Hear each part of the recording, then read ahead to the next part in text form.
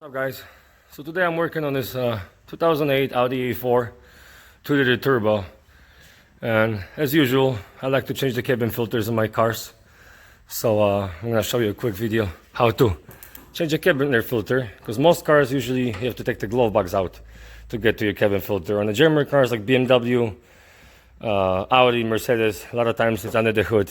Sometimes there's like a plastic that covers this up, you know, and in case in this car there is, but it's already taken off. And it's pretty easy to take it off. There's only like a 1 liter plastic screw that holds it.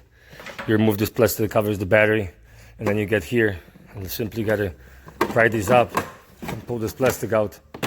And you can see that's where the filter is supposed to go. Well, this car doesn't have a filter, because I believe I took it out a while ago, because the car sat for a while and I got a new filter for it.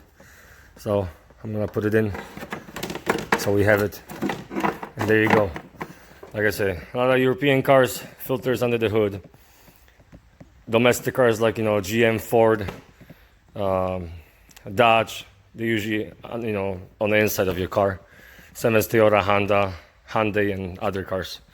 You usually gotta take the glove box out to get to your cabin filter. So that's how easy it is.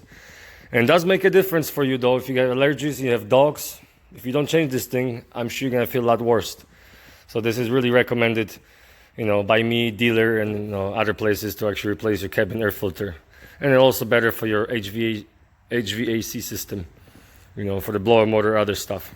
This filter was actually pretty filthy when I originally took it out, because it was never replaced and the car has 100,000 miles. So, all right, stay tuned for other videos. You got questions, comments, ask me. If you like the video, please subscribe.